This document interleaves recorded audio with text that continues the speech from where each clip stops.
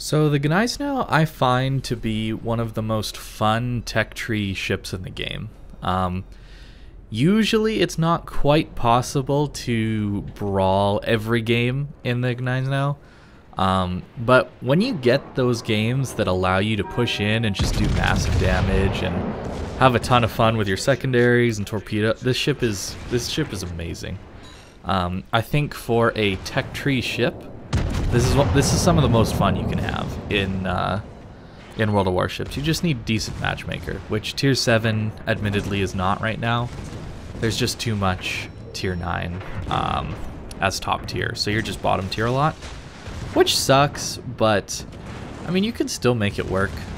Even in games where you're up tiered into Tier 8, you're not that bad. So I just want to go over the strengths right now as some highlights play from some of my best games that I've had recently in this ship. The real big highlight of this ship is the secondaries actually pen 32mm base. They're the 128mm secondaries off of the Kurfürst, same ones that Odin gets as well, actually, with actually a slower reload than Odin. Odin gets some special reload buff, but they're just ripped off the GK. Just think about that, right? And so that means you don't need IFHE to pen 32mm. So you can actually rip up battleships, even higher tier battleships, with your secondaries, which is awesome. Unfortunately, secondaries kind of suck against destroyers because they don't aim very well. They tend to hit the water just behind the DDs, but they'll eventually get them. But this ship is also really fast. It has decent concealment. And of course you get torpedoes as well. And with this maneuverability, it's a lot of fun to just fly in and just push the entire enemy team, because there's a lot of ships hanging out here and I just kind of YOLO'd into them all.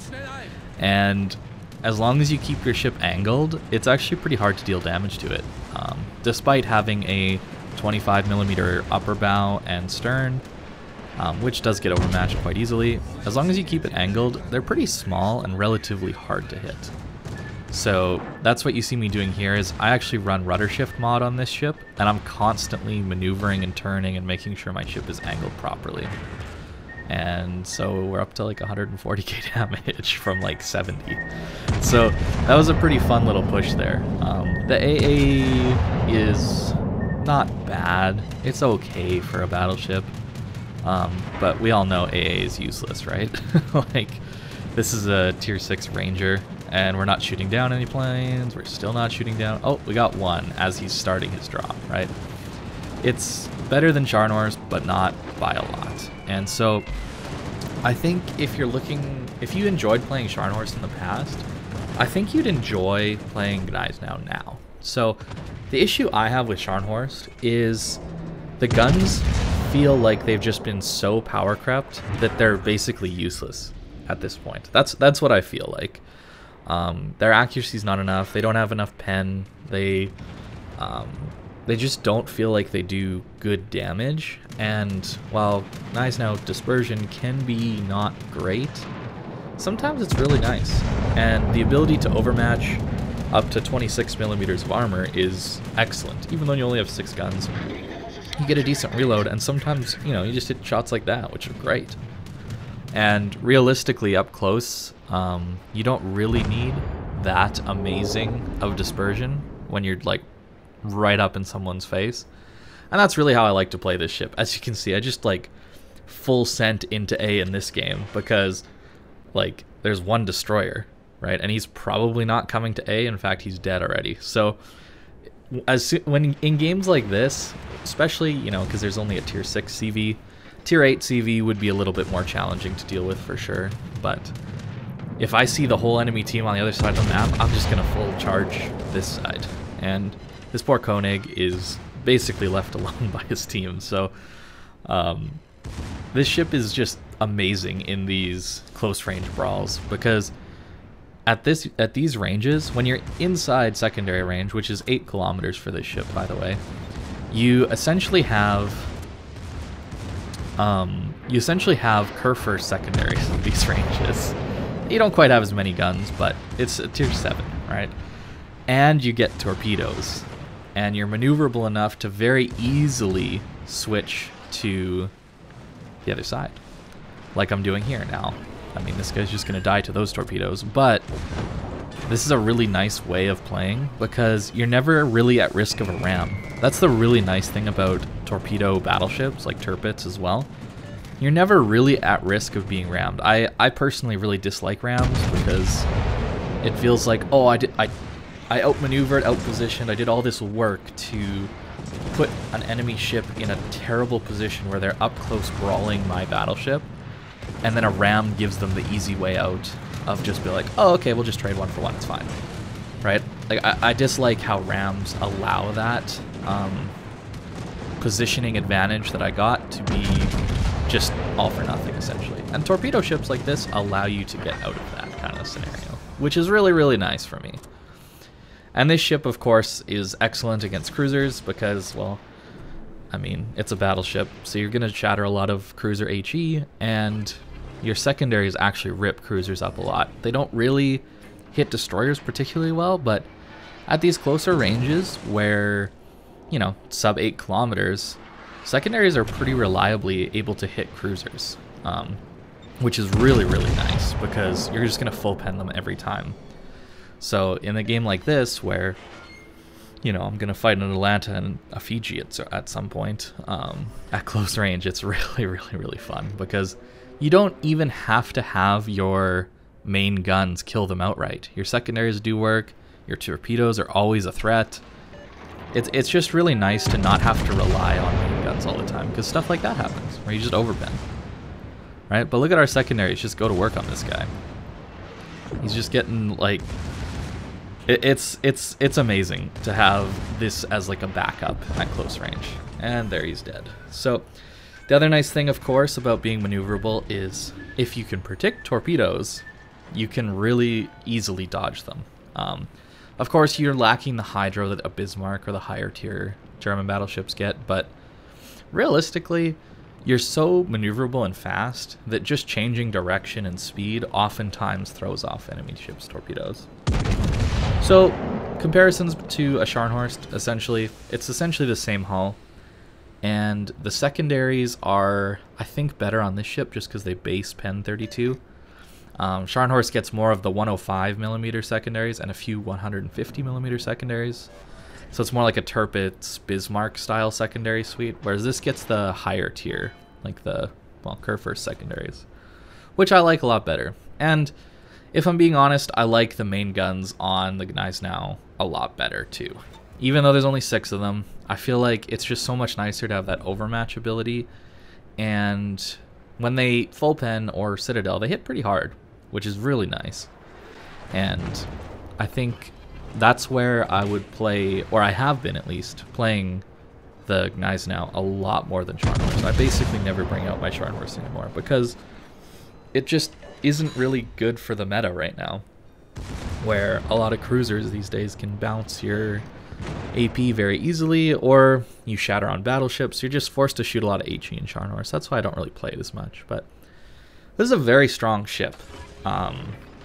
While you don't get the crazy range on your secondaries like the tier 8 and 9 and 10 ships do, I think 8 kilometers at tier 7, especially when you get down and tiered into tier 5s, this ship's a monster. It's an absolute beast, and you can do amazing things charging into the enemy. You do have to play it a little careful at the beginning. You don't obviously want to charge into the entire enemy team at the very beginning of the match.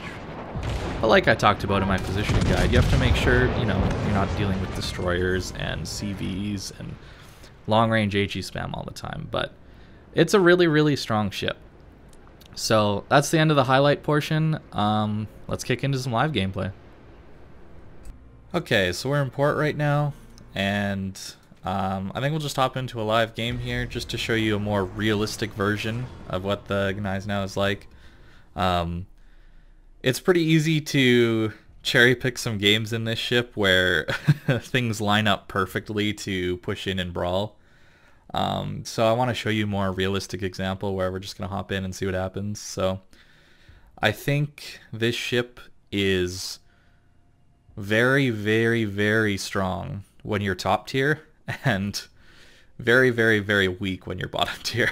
Now I know there's a lot of ships like that, but it's kind of to the extreme with this thing, because it does so well when you're at close ranges, and you can really only push into close range fighting either late game in tier 9 based matchmaker, or mid to early game in tier 7 based matchmaker, right, when you're top tier.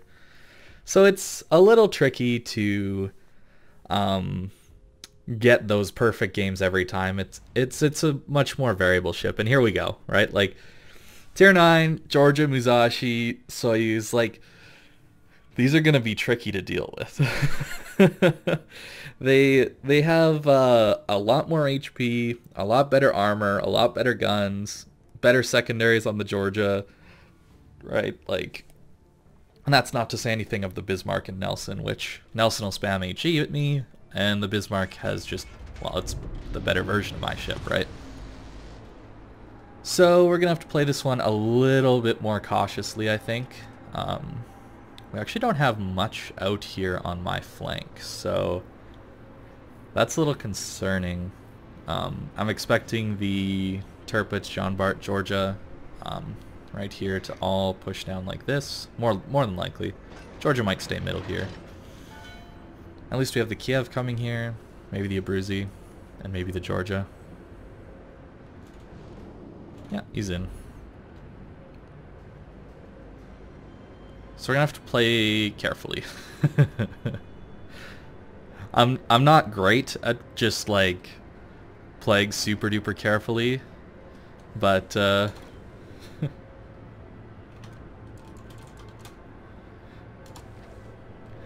but I can try. I will try for this video. If I was streaming or something like that, I would probably try and like rush this island and then maybe get in a close range. Actually, I might do that. We might do that anyway. We'll see. We'll see. Always nice to say hi in game chat. Super cool. The Kiev is pushing hyper aggressively. Like, this is a bad play. The only thing he's equally spotting is the Kiev on their team. The Mahans both outspot him, so I mean, we'll try and support him, but oh wait, does this guy not have conceal? Alright. Shoot. How's our aim? Not bad. 1000 HP, that's like 10% of his health right there. Right? Every hit we do is like 10% because he's got such little HP. So Bismarck's here. That's actually a relatively good result for me. And we're dark, so I'm actually gonna just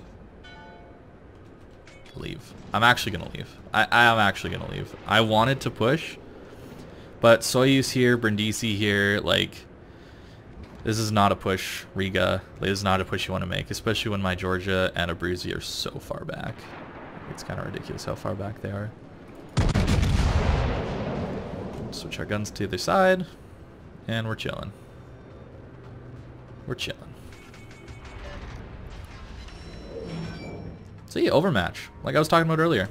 It's really nice to have. Charnors probably wouldn't have done much damage there at all. Okay, we're dark. Very good. So they have a huge clump here that we have to deal with. It's entirely possible our Georgia decides to just kind of hang out over here. So if our Georgia's over here, I want to be here so we can crossfire these guys. So I'm going to make moves to get over there, essentially. Bismarck's the easier target to pin. Okay, that's just like good dispersion. Wow. Let me just change something.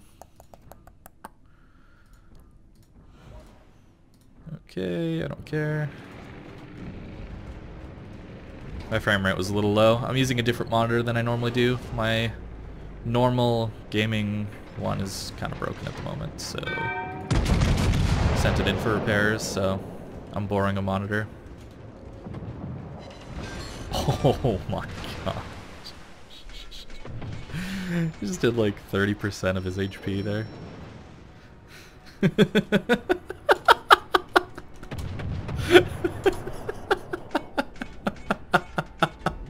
I got so lucky to hit him that hard, dude. Oh, broadside. I don't even have accuracy mod. I literally just have secondary build. Oh wait, we're gonna be broadside to these battleships. Stop, maybe? Oh my goodness. Okay. The dream Gneisenau game, where long range, we're actually hitting things. That's crazy. That is a barbecue. So I'm playing so passive because my George is playing passive. If he pushed, I would push with him, right? Like, wow, we're hitting the nose of a Nelson because we overmatched the nose only. Wow. Okay. This is not a normal game. Turning out, maybe? Bismarck's broadside.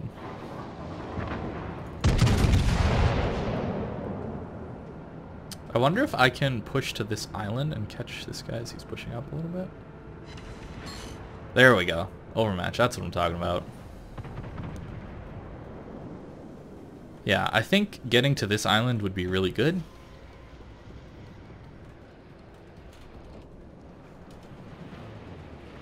This guy's broadside. I mean, maybe.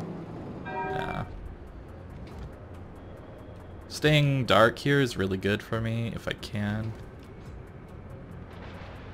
Is this Georgia just following me? Just slower? That would be really frustrating if he was. Literally just trying to play around him and like create crossfires. Wow, a Citadel, dude! Alright. I'm super down for that. So the Nelson's shot, so we're gonna try and make him miss, because I don't really want to be on fire. Although it looks pretty good. Okay, he missed a little bit. A little bit. Pretty low percentage shot here on the Soyuz, in all honesty. Oh, he can lob over too. Okay, that's okay. I can't stay here though. I'd love to, but the Riga will farm me out. So I think we're just gonna fall back to this island. And yeah, the Brindisi's back here. So my goal is to get to this island now, because these guys are in full retreat mode. So we haven't lost too much health, which is really good. We've done quite a bit of damage so far.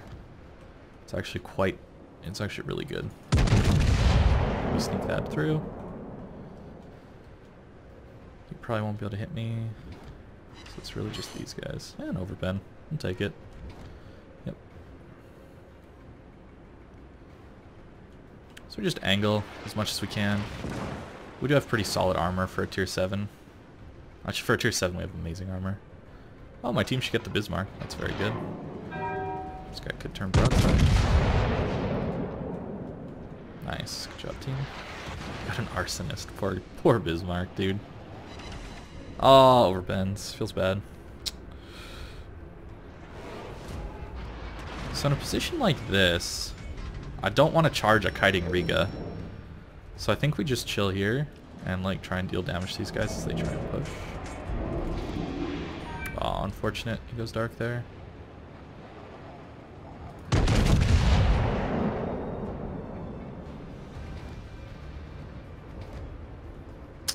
They should win this flank, I think. Bit of damage. And we'll stop and turn in, so hopefully this shot misses.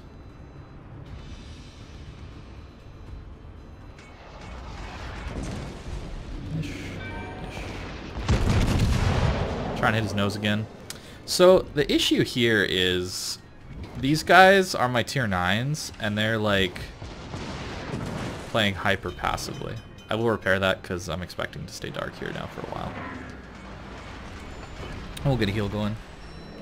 So yeah, like this is why games like this are the opposite of what I showed you earlier, where you can just like go in and have fun. This is where you have to like play smart because your teammates won't. Right? Your teammates generally are not going to be very good at the game.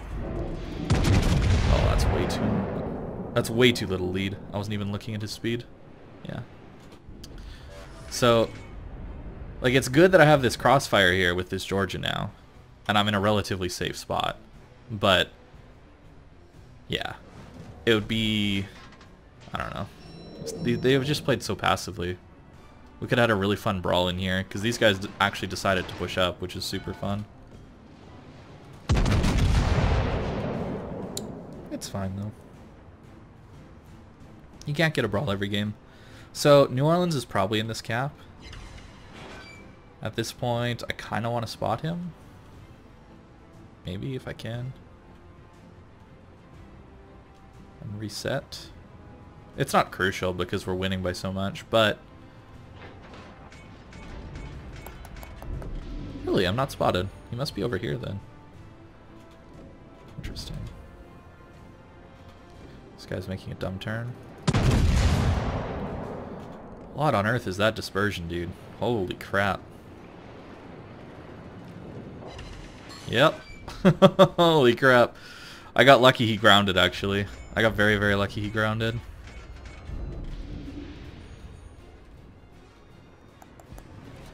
I think we can push a little bit, actually.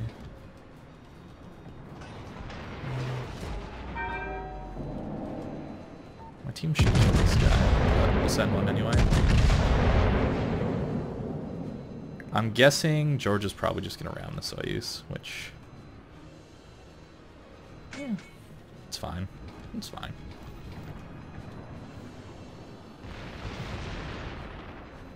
They don't like me, though. Is that a ram? Nope. Our George is dead. Oh! That's how he's played that so far. Alright. He's an early heal.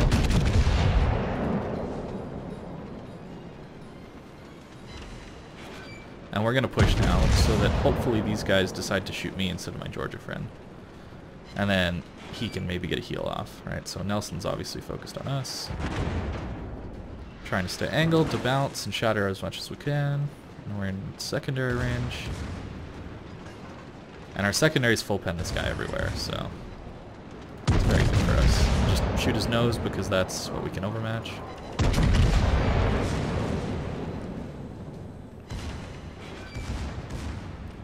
We just angle in every time he decides to reload and shoot us.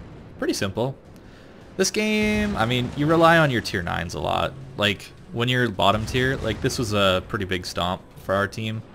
I think I did pretty good, but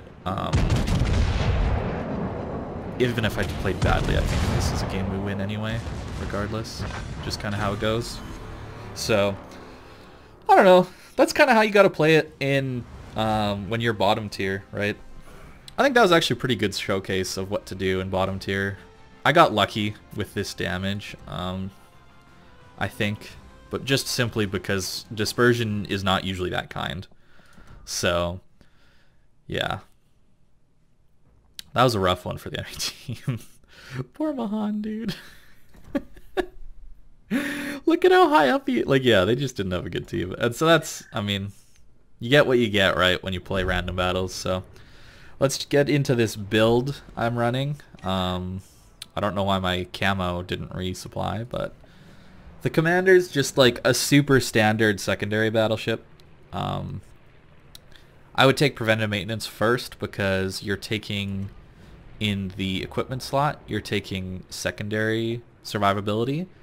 So your guns are a little bit vulnerable. And since this helps your main modules, which is guns, torpedoes, that kind of stuff, you take this to keep your guns alive, and you take the module to keep your secondaries alive. That's why I'm taking that.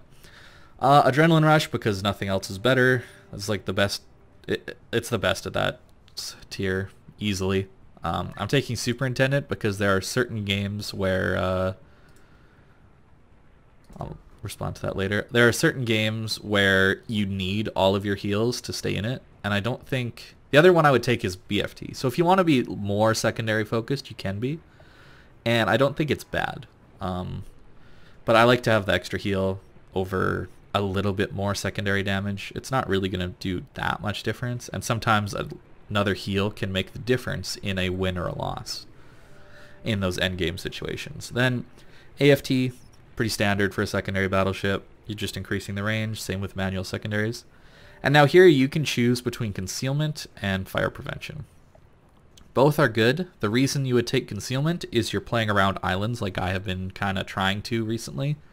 And you're trying to get into positions where you're not going to be lit on fire, you know, 4 or 5 times in a row, where you can use your damage control, get behind an island, get some cover, and then let your damage control reload essentially, and then go back out and fight. That's kind of why you would take concealment, as more of a stealthy kind of skirmish fighter, right? Like you're in and out of fighting, you're not constantly in it. If you're thinking, I just want to go in and hammer the enemy, fire prevention's way better, because you're going to be lit anyway when you're just full charging someone. So, and then as the last point, I take expert loader because sometimes you just have a bow on tier 9 battleship that you have to fight and you just want to switch to high explosive, but then a cruiser pops up that's broadside and you want to switch back to AP. This lets you do it faster when your guns are loaded. The other one to consider is priority target. It would allow you to know when a destroyer is targeting you with its main guns. Then when they switch to their torpedoes, the target indicator, the little 1, would disappear. And that kind of lets you dodge torpedoes a little easier. So, but yeah, either one of those is good for the captain. And then yeah, like I said with equipment, this is why the reason I run this is to keep the secondaries alive. The main guns are kept alive by the captain skill. Here, I mean, damage control. Your engine and rudder never goes out, so you take damage control. And now here, I take secondaries because I just enjoy secondaries more. But you could definitely take aiming systems if you want to be more accurate at range. But I prefer trying to get into secondary range, and so that's why I like the module. And I take steering gears because like I showed in this last couple games, or at least this last game, I like to be on the move a lot, and I use my rudder to dodge shells a lot because for a battleship, you're actually quite maneuverable. So the other one to consider would be damage control if you're just going to hard charge the enemy. And of course, flags, you're just going to take... I should put my camo back on. I was using this one. There we go. Flags, you're just going to take... I take these flags. Generally not going to detonate, and then I just try and maximize my secondaries and my AA as much as I can. Speed is nice also, so... That's the Gneisenau. I like this ship. It's a fun tier 7 brawling beast, but sometimes you get tier 9, and then it's a little less fun, but you can still make it work. So thanks for watching, guys, and I hope you have a good day.